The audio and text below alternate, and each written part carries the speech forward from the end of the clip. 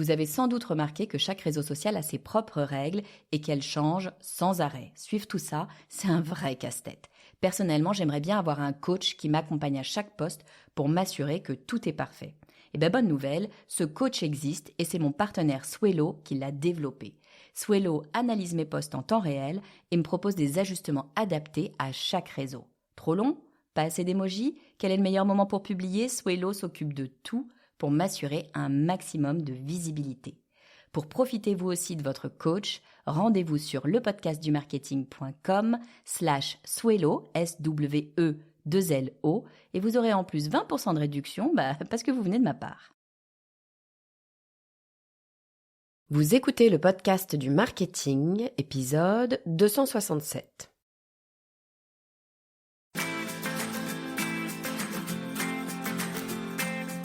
Bonjour et bienvenue. Je suis Estelle Ballot et je suis ravie de vous recevoir sur le podcast du marketing. À chaque épisode, je vous propose d'analyser les techniques marketing qui marchent, pas à pas et très concrètement, pour développer votre activité. J'ai fait une école de commerce et avant de rejoindre cette fameuse école de commerce, j'ai passé un oral. Je me souviens parfaitement de la question qui m'a été posée à cet oral. Qu'est-ce que c'est pour vous le marketing ? Alors c'est une question toute simple, et pourtant maintenant je pourrais disserter pendant des heures dessus, mais à 18 ans, je crois avoir répondu assez simplement, le marketing, c'est comprendre les besoins des gens pour créer des produits qui leur conviennent. Cette définition, je l'ai donnée à l'instinct, j'avais évidemment jamais fait de marketing de ma vie, mais je crois toujours fermement à ce principe, le marketing, c'est d'abord comprendre les gens. Et pour comprendre les gens, la première chose à faire, c'est de regarder ce qu'ils font, tout simplement. Où vont-ils ? Qu'achètent-ils ? Quand ? À quel prix ? Combien de fois ? Ça paraît tout bête dit comme ça, mais avant de tirer des plans sur la comète, c'est toujours une bonne idée de commencer par regarder ce qui a été fait jusqu'à aujourd'hui. Et aujourd'hui, justement, je vous propose du lourd en termes de visualisation des habitudes de consommation. Je vous propose d'analyser la consommation réalisée avec plus de 20 millions de cartes bancaires. C'est énorme, c'est 20% des cartes bancaires en France et ça nous donne une idée assez précise de la consommation française.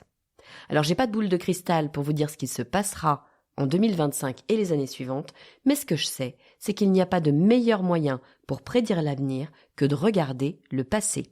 Ce qu'on a fait en 2024 influencera directement ce que nous ferons en 2025.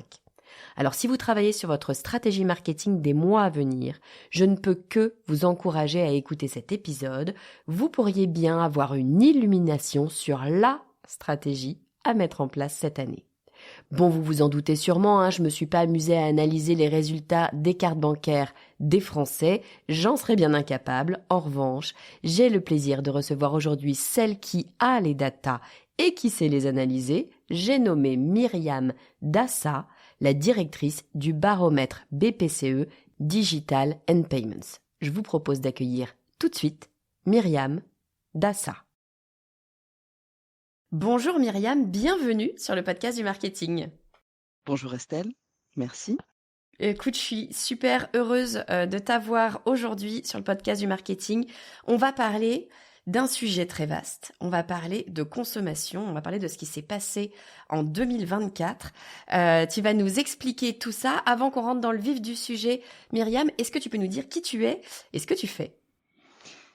Donc je suis Myriam Dassa, comme tu l'as indiqué, je dirige le baromètre Digital and Payments de BPCE. Alors comme tu le sais Estelle, le groupe BPCE, c'est le deuxième acteur bancaire en France, avec ses réseaux Banque Populaire et Caisse d'épargne qui sont implantés dans toute la France. Et nous, chez BPCE, on est convaincus que la donnée, c'est un outil indispensable à une meilleure compréhension des marchés et que cette donnée, en fait, c'est un levier de l'innovation et de la création de valeur d'une entreprise. Et donc, le groupe BPCE est un acteur très mobilisé autour de tous ces enjeux données ou data, comme on dit également, que ce soit dans l'utilisation respectueuse des données de nos clients ou même dans la démarche d'open data. Et justement, notre baromètre Digital and Payments de BPCE est un parfait exemple de cet engagement, puisqu'il s'appuie sur les données totalement anonymisé de plus de 20 millions de cartes bancaires. 20 millions de cartes bancaires, c'est plus d'une carte sur 5 en France, ce qui fait de nos analyses un panel exclusif pour analyser, pour prendre le pouls justement de cette consommation en France par carte. Ouais, je te coupe, mais juste pour expliquer, en fait, c'est super intéressant ce que vous avez. La data, en général, c'est un mot qui fait souvent un petit peu peur parce que tout le monde sait ce que c'est sans vraiment trop savoir ce que c'est. Et en fait, vous, à la BPCE, comme vous délivrez des cartes de crédit, des cartes de paiement, et ben vous avez toute cette donnée-là de la consommation réelle. C'est ça qui est vraiment intéressant, de la consommation réelle. Tu disais d'un ménage sur 5, en gros, 20% de la population française à peu près, Oui, c'est ça? oui, exactement. Et comme tu le soulignes, en fait, ce qui est important, c'est que nos analyses, elles se basent non pas sur des déclarations, comme ça peut être le cas hein, dans des sondages ou des enquêtes, mais bien sur des transactions réelles de cartes bancaires. Alors, y compris, et je le souligne là, y compris les transactions hein, qu'on réalise avec son mobile. Ah, super. Donc effectivement, comme ta carte bancaire est reliée, enfin évidemment quand tu payes avec le mobile, c'est relié à ta carte bancaire, donc on voit tous ces éléments-là. Tu vas nous en parler, je pense, dans un instant. Mais avec toute cette data, vous, la BPCE, vous sortez un baromètre qui en fait, tu me dis si c'est le bon mot, mais qui analyse la consommation finalement des Français, c'est ça? Exactement, qui prend le pouls hein, de cette consommation au quotidien, puisque la carte, hein, c'est le moyen de paiement préféré des Français. Et justement, on connaît le profil des consommateurs. Alors, à nouveau, tout est anonymisé, mais ce que je veux souligner par là, c'est que nos analyses, elles éclairent aussi bien sur le genre, les tranches d'âge, la localisation des achats, que sur même les catégories socioprofessionnelles des consommateurs. Donc une vision fine, hein, basée sur une richesse des profils de consommateurs, et ce, dans plus de 50 secteurs que nous consommons au quotidien avec notre carte bancaire. Ouais, c'est super intéressant. Alors évidemment, moi quand tu me parles de ça, la marketeuse, évidemment, j'ai les yeux qui pétillent. Je me dis, waouh, c'est génial, on va apprendre plein de trucs. J'adore l'idée. On est d'accord. Là, ce dont tu vas nous parler, c'est ce qui s'est passé en 2024. Moi, j'adore regarder ce genre de choses parce que c'est une espèce de bilan. Tu sais où tu regardes en arrière, qu'est-ce qui s'est passé sur 2024.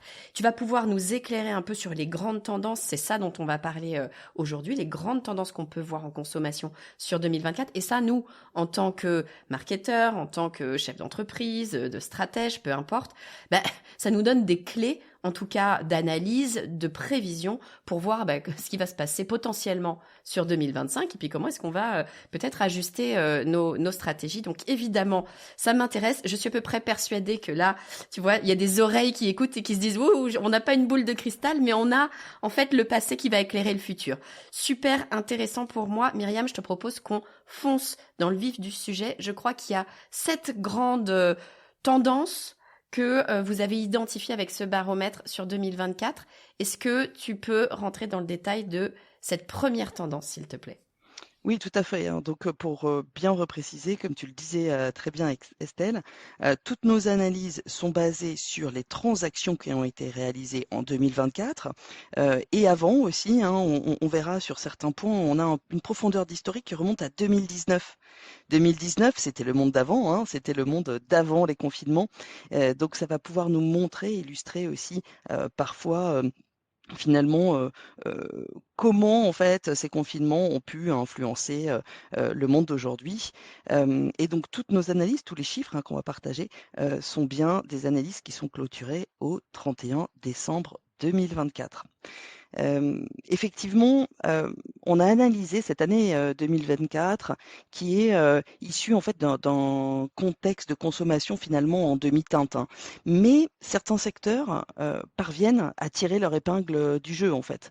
Et justement, cela prouve que il y a des mutations en attente et il y a aussi des comportements d'achat hein, qui restent porteurs d'opportunités pour les commerçants, les distributeurs.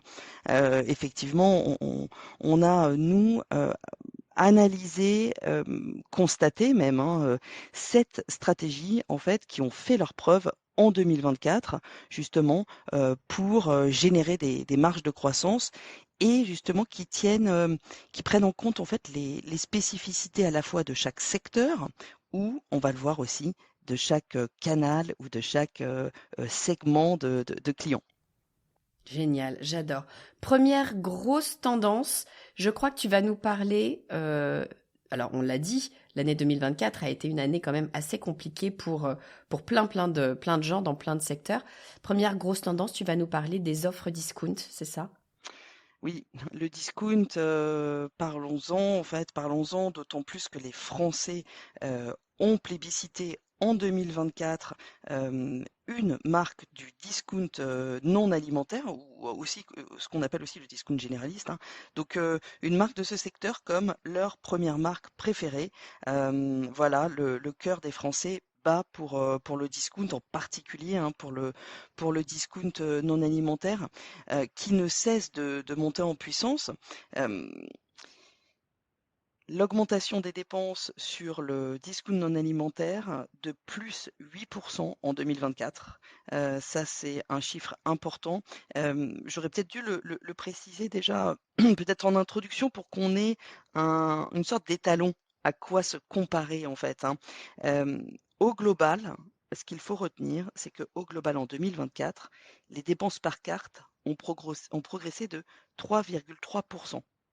Ok. Donc, Estelle, quand je te dis plus 8%, tu vois qu'on est bien au-delà en fait de la progression globale en fait. Donc plus 8%, un panier moyen de 24 euros et un secteur du discount non alimentaire qui séduit toujours plus de Français et peut-être fait marquant ou surprenant, notamment les CSP+. Ah, c'est intéressant parce qu'effectivement, quand on pense discount, on pense en premier lieu des personnes qui ont peut-être peu de moyens financiers et qui donc vont se diriger vers le discount de façon à pouvoir quand même consommer. Mais là, ce que tu es en train de dire, c'est que tu me dis si je comprends bien, en tout cas c'est ce que j'imagine, ça veut dire que c'est en train de réellement de se démocratiser et que c'est plus qu'une solution de repli finalement, mais une solution de consommation qui est actée dans le panel général de la consommation des Français.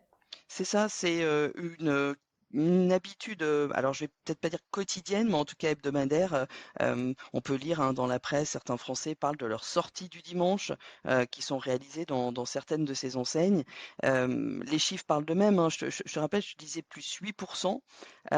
Nous, ce qu'on a vu dans nos analyses, c'est que en parallèle, tu vois, le secteur du bricolage, déco, aménagement de la maison, en fait, les enseignes traditionnelles, elles, elles sont en recul de 3%. Ah. Donc le discount non alimentaire, en fait, séduit de plus en plus les Français et séduit tous les Français, quelle que soit effectivement leur catégorie socio-professionnelle. C'est super intéressant parce que c'est quand même, là pour le coup, je pense, un changement de paradigme du marché. C'est-à-dire qu'en fait, le marché s'ouvre et s'élargit de plus en plus vers la partie discount. Ok, donc première tendance, ce discount non alimentaire qui est en train de monter, qui se généralise, qui se démocratise. La deuxième tendance, finalement, elle va aussi un petit peu dans ce sens-là, parce que cette deuxième tendance, c'est une histoire de prix qui sont tirés vers le bas. Oui, tout à fait. Donc là où la première tendance était plutôt vraiment la promo massive, d'accord? Là, c'est vraiment plus spécifique et c'est vraiment l'aspect prix, hein, effectivement, dans cette même euh, dans cette même sphère en fait, hein, recherche du meilleur prix. Mais là, c'est au global. Prenons le secteur de l'alimentaire, hein, l'alimentaire au global, où les prix ont caracolé en fait, et où justement pour faire la transition, le discount alimentaire, lui, vraiment était en plein essor hein, ces dernières années. Euh, pour autant, en 2024, on voit que l'effet s'inverse légèrement. Alors, pourquoi? Parce que le discount alimentaire, lui, est en recul de 2%, là où les enseignes, traditionnelles, stagnent à 0%. Donc une meilleure performance au global, qui est, en partie due à la maîtrise des prix des enseignes traditionnelles, je pense, qui ont été aussi un peu, chatouillées, par, justement toute la pression qu'a pu mettre le discount alimentaire, sur, ces enseignes, traditionnelles.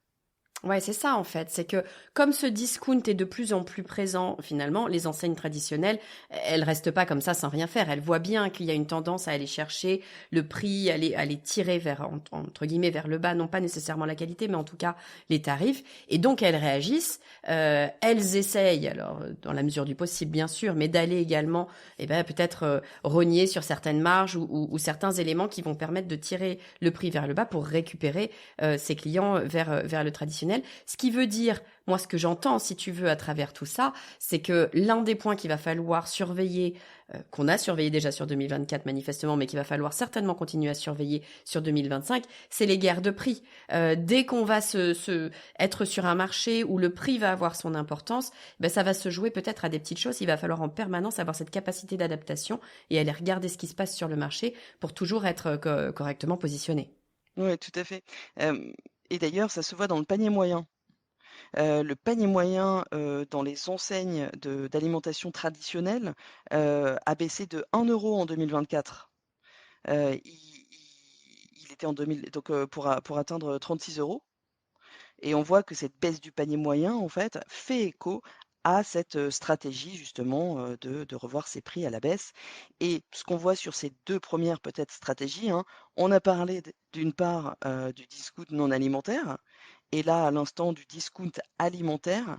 Donc effectivement, sur certains secteurs, traditionnels, qui sont attaqués par des enseignes, elles, véritablement discount en fait, les enseignes, plus traditionnelles des secteurs, hem, ont des stratégies en fait pour, justement, garder, leur impact, séduction, auprès des consommateurs. Ouais, moi je trouve ça intéressant. Pour moi, ça veut dire qu'il y a une vraie tendance de fond, tu vois, effectivement le prix devient un vrai sujet. Alors ça a toujours bien évidemment été un sujet hein, de consommation, bien évidemment, mais là où il n'y a pas que le prix dans la décision d'achat d'un produit, d'un service, quoi que ce soit, là le prix prend une place peut-être un petit peu plus importante en tout cas qu'elle ne l'avait avant. Donc c'est véritablement un élément, je pense, important à suivre pour nous dans nos réflexions pour 2025. Oui, Donc, dans ce première temps. je Oui, vas-y, et vas-y. dans ce je t'en prie, et dans ce conte enfin, on est aussi, dans un contexte certes, en 2024 de reflux de l'inflation, mais qui, est consécutif à, une période, inflationniste. Oui. Donc le prix, effectivement, je suis d'accord avec toi, le prix a toujours été, un facteur important, mais aujourd'hui, je dirais que c'est, un facteur clé pour le déclenchement de l'acte d'achat. Ouais, c'est intéressant ce que tu dis. C'est un facteur clé là où c'était peut-être parfois d'autres éléments qui allaient qui allaient être regardés. Ça pouvait être de l'émotionnel, ça pouvait être des features, des éléments du produit par exemple. Là maintenant, le prix fait véritablement partie des éléments déclencheurs. Donc ultra important à le garder Ouais. bien focus dans nos strates. Aussi bien même dans les comparatifs des produits alternatifs que tu pourrais acheter et aussi dans cette recherche de la bonne affaire. Hmm. Voilà, Ouais, donc c'est les ce 2 côté positif de se dire j'ai fait le bon choix, j'ai réussi à trouver le bon plan. exactement. Ok, super intéressant. Donc, tout ce qui est autour du prix, on l'a compris, ça va être un élément absolument important à regarder.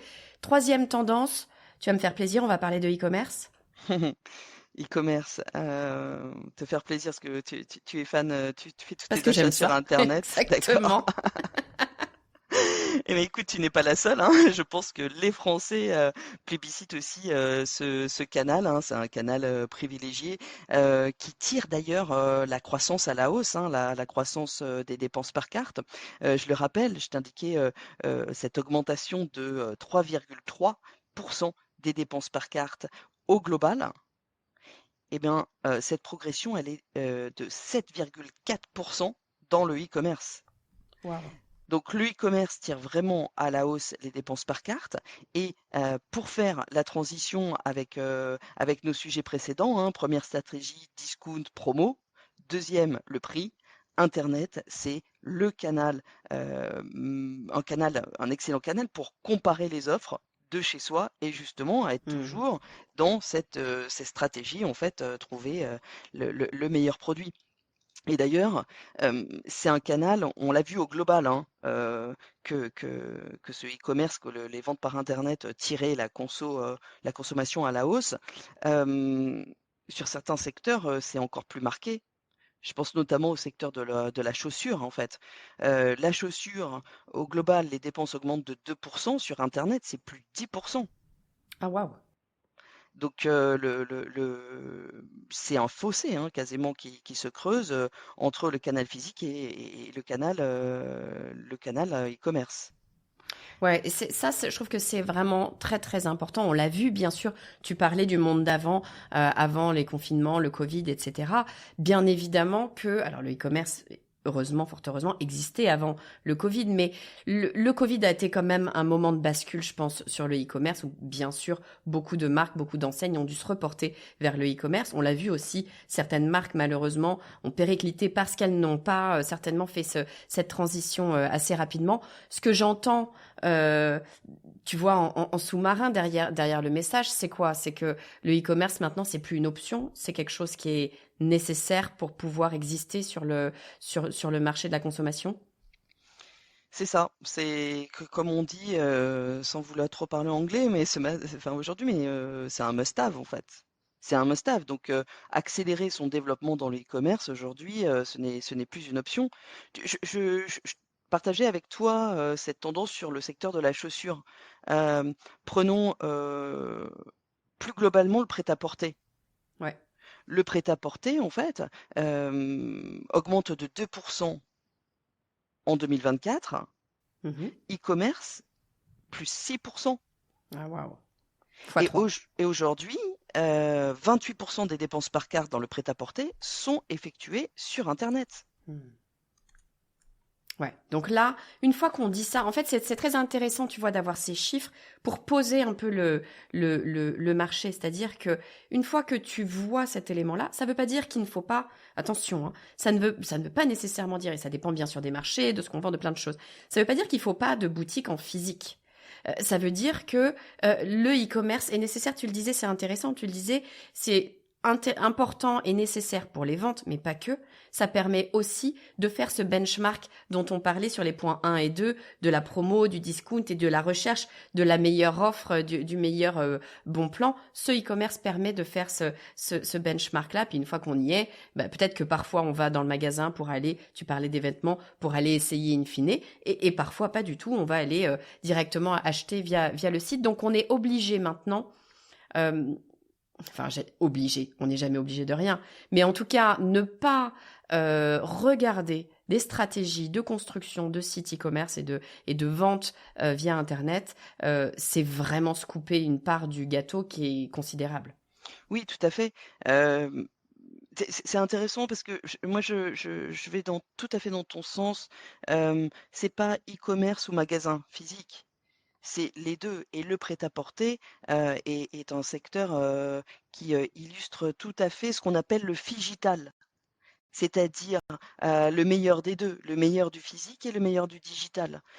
Exemple, hein, toujours dans ce prêt-à-porter, en fait, essayer avant d'acheter, 30 jours, pour changer d'avis, en fait, commander, des articles en ligne pour les faire mettre à disposition justement, dans des boutiques, physiques, pour, notamment, les essayer. C'est vraiment cette complémentarité, en fait, je pense qu'il est important de mettre en lumière avec justement cette stratégie d'accélérer dans le digital, hein.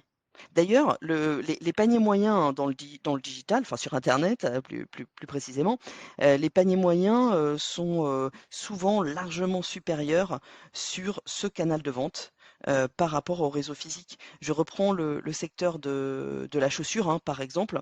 Le panier moyen sur Internet en 2024, il est de 106 euros contre 65 euros en magasin, soit 40 euros de différence. Ah oui, c'est énorme. Donc on consomme vraiment différemment quand on est, je vais dire, chez soi, sur son canapé, à surfer pour trouver la meilleure affaire, versus je me déplace en magasin et je cherche ce dont j'ai besoin. Ouais, donc un argument très très fort en plus pour aller vers les sites e-commerce si vous n'y êtes pas déjà.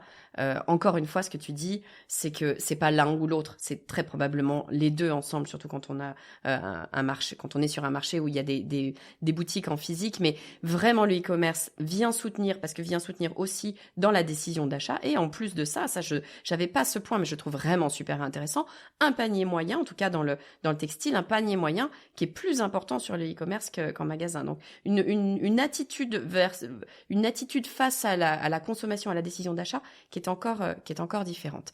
Ton quatrième point, moi, m'intrigue pas mal et me plaît particulièrement parce que on parle des habitudes d'achat et on parle d'un truc en marketing qui est assez ancré. J'en avais parlé avec le directeur marketing d'Heineken, Antoine Suzini, il y a quelques temps, où on a toujours entendu dans tous les cours de marketing, il faut fidéliser parce que c'est génial, une fois que tu as un client fidèle, il reste là, il va racheter, c'est formidable. Et puis, tu vois, chez Heineken, il me disait, nous, on regarde les choses un peu différemment, on pense que c'est bien beau de fidéliser, mais les gens, finalement, ils iront toujours voir ailleurs, ils iront toujours se promener sur d'autres marques et essayer de nouvelles choses. Ton quatrième point, Myriam, c'est de dire qu'il faut peut-être aller s'ouvrir sur de nouveaux segments de clientèle. Est-ce que ça a à voir avec ça? Est-ce que les habitudes peut-être de consommation sont en train d'évoluer et les gens sont peut-être un peu moins fidèles qu'avant? Alors, s'ouvrir sur de nouveaux segments de clientèle, c'est exactement le point sur lequel je te rejoins. Moi, je vais pas citer de nom de marque, mais l'avantage avec notre baromètre, c'est que nous étudions plus de 50 secteurs. Donc, pour faire écho à ton exemple, moi, je vais prendre le secteur des cavistes, hein, c'est un secteur bien particulier. Et en fait, dans ce secteur-là, le cœur de la clientèle, nous l'avons étudié, elle est constituée en fait des clients masculins 35, 54 ans en fait. Ça, c'est vraiment le cœur de clientèle. Ce que nous avons analysé en 2024, c'est les progressions qui surperforment la moyenne sur justement des catégories de clients qui ne font pas partie de ce cœur de clientèle. Je pense notamment aux moins de 24 ans et aux plus de 55, donc qui affichent les plus forts taux de croissance. Et ça, c'est dû à plusieurs facteurs, hein, justement. Les cavistes, ils ont modernisé leur offre, hein, pour faire la transition évidemment avec notre point précédent sur Internet, mais justement, c'est miser sur des expériences conviviales pour découvrir des produits, hein, c'est un secteur bien particulier. Un discours accessible sur toute la complexité, la richesse des produits qui sont proposés. Voilà, peut-être des vins aussi plus abordables pour les plus jeunes. D'ailleurs, on voit que le panier moyen, il a baissé, hein, entre 2021 et 2023. Tu vois, en 2021, il était de 69 euros et il est passé à 63 euros en 2024. Donc, ça illustre le besoin, en fait, d'ouvrir d'autres perspectives, des poches d'opportunités, hein, finalement, ne pas rester peut-être campé sur ce qui a bien marché avant. Voilà, il faut chercher comment trouver les bons axes de développement et donc notamment les nouveaux segments de clientèle. Je trouve ça assez réjouissant en fait ce que tu nous dis là, c'est-à-dire que là où on a bien sûr travaillé sa cible, son persona, son positionnement pour aller chercher sa clientèle, son cœur de clientèle, là ce que tu es en train de dire c'est il y a des changements de consommation et donc régulièrement il faut aller regarder sa cible pour s'assurer que la cible n'a pas un peu bougé ou en tout cas est-ce qu'on n'a pas de nouvelles personnes qui rentrent dans notre marché ou qui sont plus intéressées ou qui vont aller être en croissance et donc de nouvelles opportunités pour nous d'aller vendre. Je trouve ça vraiment très intéressant de se dire un peu ouvrons nos chakras. C'est pas parce que depuis 15 ans on a fait un truc qu'il faut nécessairement continuer dans ce sens-là ou uniquement dans ce sens-là. D'ailleurs, ça veut pas forcément dire que notre cœur de cible nous abandonne, mais ça veut dire que les choses sont mouvantes et que bien les marchés, et encore heureux, les marchés évoluent et donc on va pouvoir aller chercher de nouveaux clients en regardant leurs habitudes de consommation. Tout à fait, hein. N'oublions pas, enfin, sans vouloir donner de conseils, mais je pense que les distributeurs n'oublient pas leur clientèle cœur. Pour autant, certes, dans certains secteurs, les enseignes, les distributeurs arrivent à compléter leur offre pour séduire justement ces nouveaux clients et exploiter en fait de nouveaux gisements de croissance. Mais tout en gardant une offre cœur, la compléter pour attirer de nouveaux segments. Super intéressant. Bon, très bien. Moi, j'aime bien ce genre de choses parce que on est sur quand même une année 2024 qui a été, on le sait, difficile dans plein de secteurs. Là, je trouve que c'est vraiment quelque chose de positif, c'est de se dire, il y a des poches de croissance qui sont présentes et qu'on va pouvoir activer. Ouais, alors, Oui, si je peux compléter ton propos effectivement sur cette consommation en 2024. Nous, au baromètre BPCE, ce qu'on a vu sur cette tendance globale, peut-être après cette quatrième stratégie vue ensemble, peut-être quelques instants de pause. Nous, le baromètre, en fait, on a analysé que la couleur, la consommation reprenait timidement des couleurs en 2024. Ah, Pourquoi? Je reviens sur mes plus 3,3% de l'augmentation des dépenses par carte. Donc la progression des dépenses par carte est beaucoup plus forte que l'inflation. L'inflation en 2024, elle est de 1,3%. Donc si on corrige de l'inflation, finalement, on peut conclure que la consommation par carte augmente de 2%, corrigée de l'inflation. Voilà, donc effectivement, tu le dis, certains secteurs savent tirer leur épingle du jeu. Je le répète, cette croissance, elle n'est pas homogène. Elle n'est pas homogène, on l'a vu, elle est tirée à la hausse, notamment par le e-commerce et par d'autres facteurs, mais c'est peut-être la transition mais oui, pour passer. Ouais. ouais, pour passer, c'est intéressant parce que on a beaucoup parlé du discount, on a beaucoup parlé d'aller regarder le prix. On entend en tout cas, cette ambiance générale de dire les choses sont difficiles. Tu nous dis attention, les choses effectivement, moi j'aime bien ça. Les choses sont peut-être difficiles sur certains marchés, mais enfin, si on regarde globalement, si on corrige de l'inflation, on est quand même sur 2 points de croissance, donc c'est intéressant. Donc il y a des choses à faire, mais il y a d'un côté le discount, puis il y a un petit peu l'autre côté de la ligne. Qu'est-ce qui se passe sur les marchés premium? Bah, le premium, en fait, c'est une stratégie gagnante. C'est une stratégie gagnante en 2024. Et est-ce que, justement, on n'essaye pas les Français ont arbitré certains postes de consommation, faire des économies, optimiser leur pouvoir d'achat pour justement se faire plaisir par ailleurs, se faire plaisir sur des offres plus premium.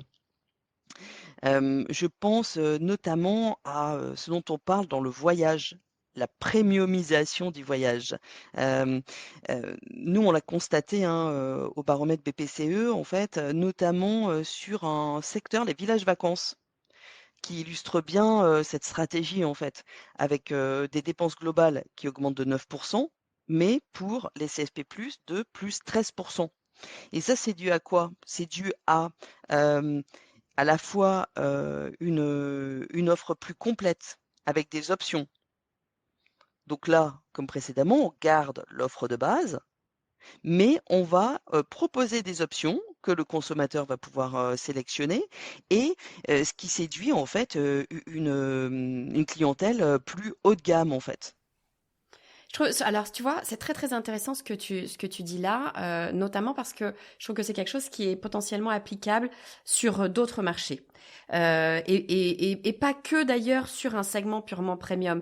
C'est le côté, bon, j'ai fait des choix de façon à pouvoir me faire plaisir. Peut-être que je suis allée chercher le prix sur certains éléments, mais pour pouvoir mettre de l'argent de côté et avoir ce côté plaisir. On parlait du voyage, des clubs vacances, etc. Pourquoi pas sur certains éléments, en tout cas, de choisir de positionner mes ressources financières de façon très active. Et ce que j'aime beaucoup dans ce que tu dis, c'est qu'il y a cette histoire d'options. Et ça, c'est super applicable. Moi, évidemment, je vais rechercher à voir ce qu'on va pouvoir appliquer sur nos stratégies à nous. C'est super applicable dans plein de marchés. C'est de se dire, on va proposer une offre globale, qui peut être premium d'ailleurs, mais en plus de cette offre, on va aller chercher des opportunités additionnelles pour les personnes qui voudraient aller encore plus loin. Et ça, c'est ce système d'options, d'upsell, souvent on dit en marketing, d'aller proposer des éléments en plus. Ça, c'est peut-être une stratégie qu'on va pouvoir aller regarder sur 2025, de toujours proposer l'élément supplémentaire qui va premiumiser l'offre produit. Oui, tout à fait. Si on reste dans ce même secteur, hein, de on va dire village vacances, ça peut être, aussi bien une offre, de restauration, des, des services de bien-être, spa, et autres, des activités plus, exclusives en fait. Effectivement, l'offre ne cesse de se diversifier pour répondre justement à ces attentes, premium, hein, des consommateurs, qui participent aussi à, une sorte d'accomplissement, personnel. Voilà, c'est prendre le voyage, mais aller un peu plus loin et en faire quelque chose de très, personnalisé justement.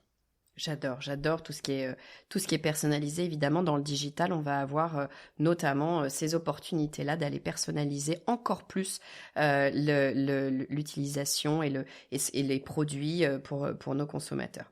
Ok, très bien sur le premium. Il y a une tendance dont on n'a pas parlé, mais qui est quand même une tendance de fond d'un point de vue sociétal. Donc, je me doute on va en parler à un moment donné. Qu'en est-il de la consommation durable, Myriam? Les Français en 2024, montrent que, cet enjeu, hein, écologique, environnemental, sociétal, hem, c'est un enjeu qui leur tient à cœur. Nous, au baromètre, grâce aux dépenses par carte, on le voit sur, plusieurs secteurs. Je vais parler, du secteur, phare de la mode de seconde main. Tu sais, quand tu achètes des produits d'occasion, on va dire de prêt-à-porter, chaussures et autres, donc des produits d'occasion, hem, qui sont aussi des produits de qualité au meilleur prix. Les dépenses par carte, dans la mode de seconde main augmentent de 17%. Ouh, 17% c'est encore en énorme. 2024. Waouh. D'accord? Et cette tendance, elle est encore plus forte chez plus de 65 ans. On est à plus 38% de dépenses.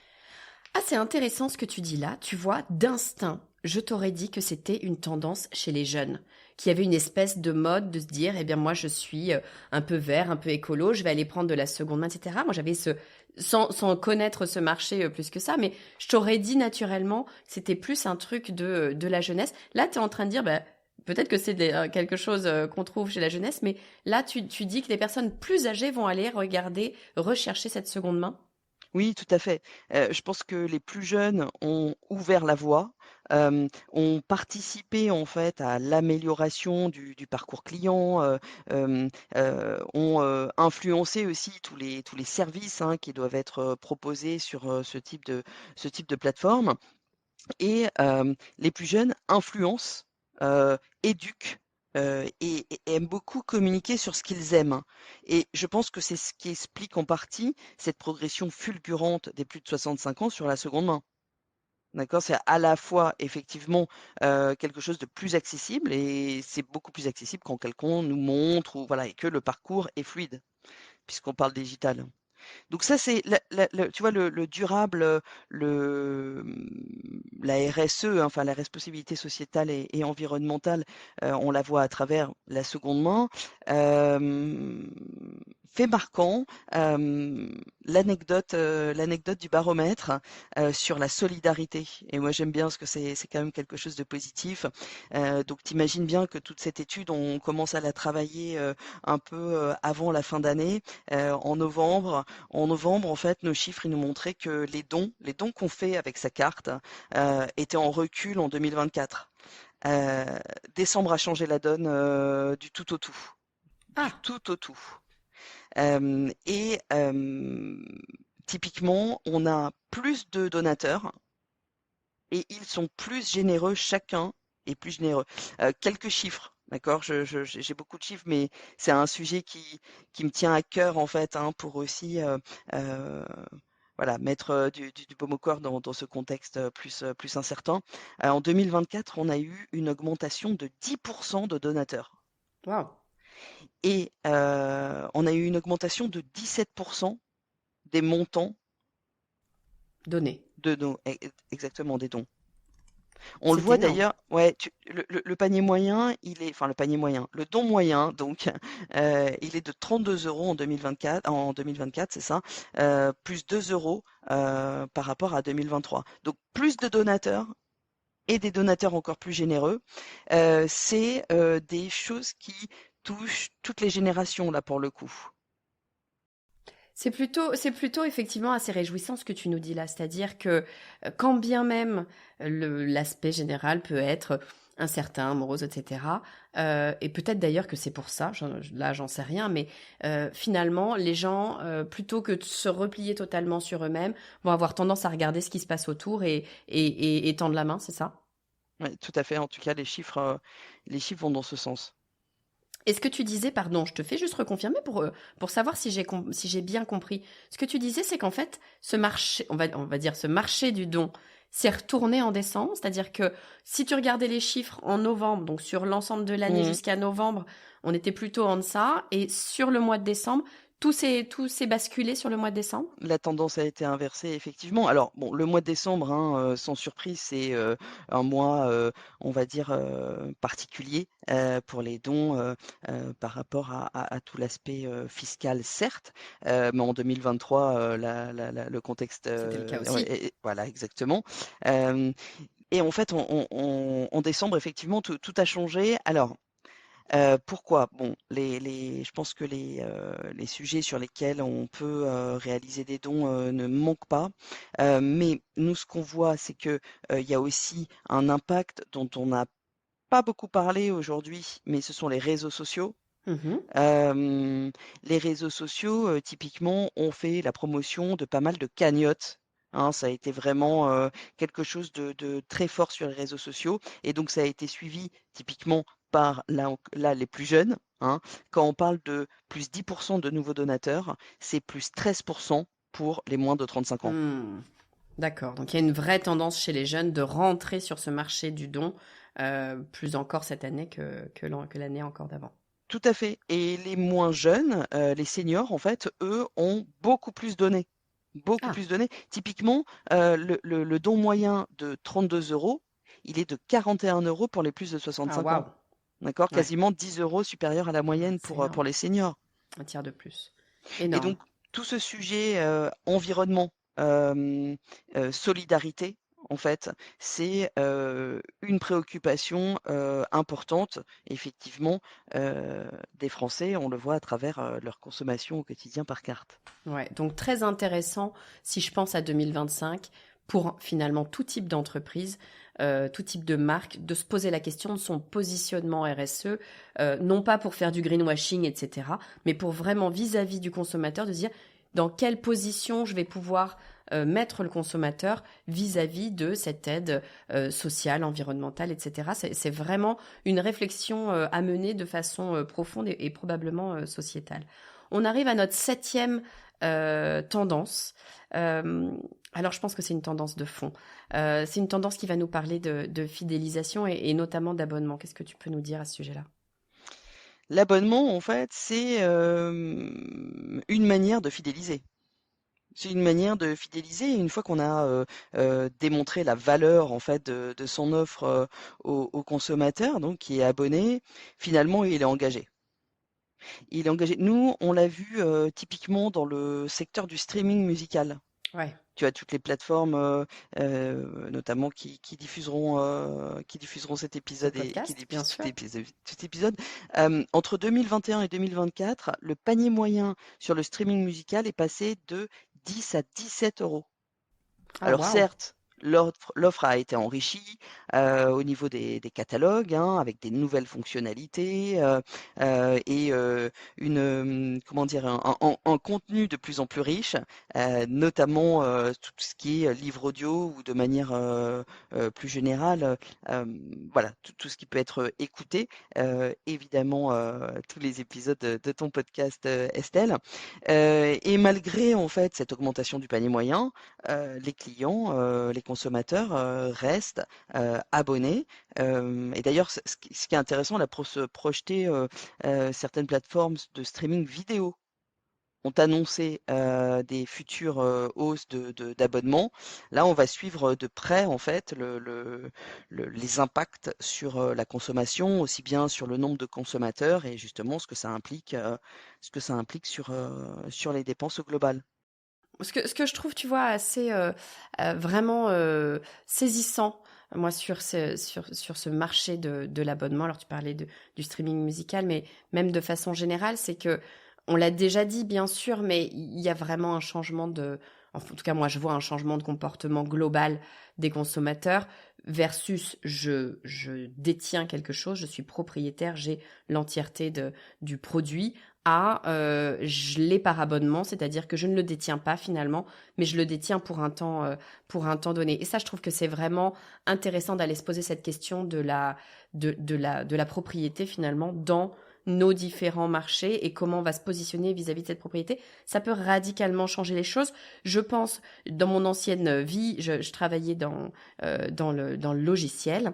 Et dans le logiciel, ça a radicalement changé le marché. Avant, un logiciel lambda pouvait coûter 1000 et quelques euros, 2000 euros, 3000 euros. Ça peut monter beaucoup, beaucoup plus cher, bien sûr. Mais en tout cas, on était même pour des consommateurs et pas que des entreprises sur des tarifs qui étaient importants. Et puis maintenant, vous vous retrouvez avec des systèmes d'abonnement où les prix sont passés parfois de milliers d'euros à quelques euros ou dizaines d'euros par mois. Et nécessairement, ça change pour le commun des mortels l'opportunité de rentrer sur le marché. Donc, ça change beaucoup, beaucoup de choses potentiellement pour la construction même du marché. Oui, c'est vraiment, quelque part, du win-win, hein, comme on dit. De côté consommateur, finalement, on maîtrise, mieux ses dépenses. Tu parlais de licences à, enfin, des milliers d'euros versus, un abonnement, mensuel, moindre. Donc, mieux, contrôler ses dépenses et pour les commerçants, on revient effectivement à cet enjeu de la fidélisation. Donc, c'est et là, je te rejoins parce que ça pose la question de, la valeur perçue, donc usage versus propriété. Finalement, quelle est la valeur de ce que je souscris sur du streaming musical? Est-ce que c'est de l'usage ou est-ce que c'est de la propriété?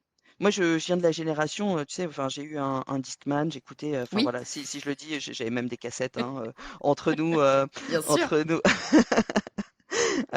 Aujourd'hui, aujourd'hui, la donne a changé sur tout le secteur de notre manière, en fait, d'apprécier de la musique. Évidemment. C'est vraiment, je trouve que c'est vraiment intéressant ce que tu disais, de mettre en perspective la valeur versus l'usage. Et le fait de se poser cette question-là, et encore une fois, je pense que c'est pas forcément applicable à tous les marchés. C'est intéressant, je pense, dans tous les marchés, de se poser la question de cette valeur perçue et du positionnement valeur versus usage versus propriété, parce que potentiellement, ça change la construction même du marché, parce qu'on va pouvoir créer des entrées de consommateurs qui n'auraient pas pu venir essayer ne serait-ce que le produit, parce qu'on avait une barrière à l'entrée de prix fixe, là où l'abonnement permet d'abaisser cette barrière. Donc je trouve que c'est vraiment un élément très très intéressant à aller analyser pour nos stratégies. Je vais essayer, Myriam, de résumer très très rapidement ce que tu nous as dit, et c'est 7 stratégies pour nous les ancrer un petit peu dans l'esprit. Donc, tu nous dis qu'avec ce baromètre digital et paiement de la BPCE, vous êtes allé regarder la consommation par carte de grosso modo un foyer sur 5. Donc, on est vraiment sur quelque chose de très large et surtout, on n'est pas sur du déclaratif, on est sur de l'achat réel. Donc ça, moi, je trouve que c'est vraiment extrêmement intéressant parce qu'on est sur des tendances absolument réelles qui se sont passées sur 2024. Moi, ce qui m'intéresse, c'est d'essayer un petit peu de tirer qu'est-ce que ça va pouvoir nous donner comme indication pour qu'on puisse prévoir les choses pour 2025. Première tendance 2024, tu nous dis l'offre discount est super important.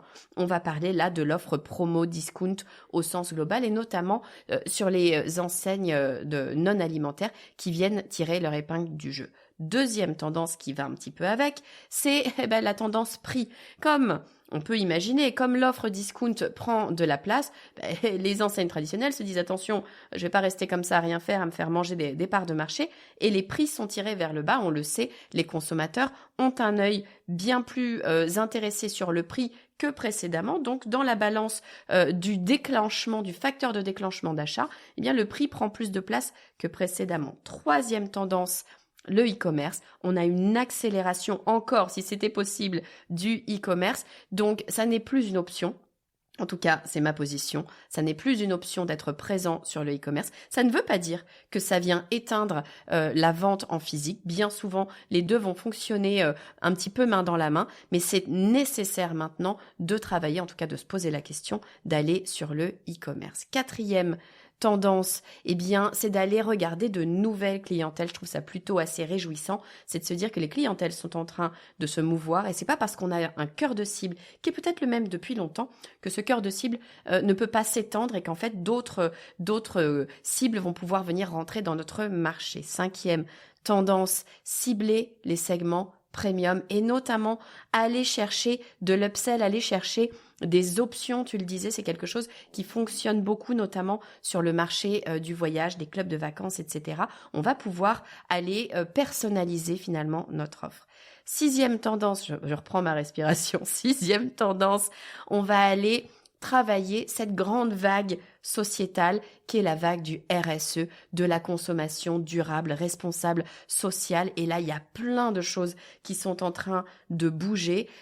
Tout le monde et tous les marchés finalement sont potentiellement concernés. Tu nous parlais là des dons et je trouve qu'effectivement, c'est assez réjouissant de se le dire. Le entre guillemets, le marché du don est en croissance et c'est même retourné sur le mois de décembre. Il y a plein de raisons à cela, mais ce qu'on voit, c'est que quand bien même l'année 2024 a pu sembler difficile pour beaucoup de gens, quoi qu'il en soit, la générosité, elle ne s'est pas arrêtée là, donc c'est plutôt un élément positif sur 2024.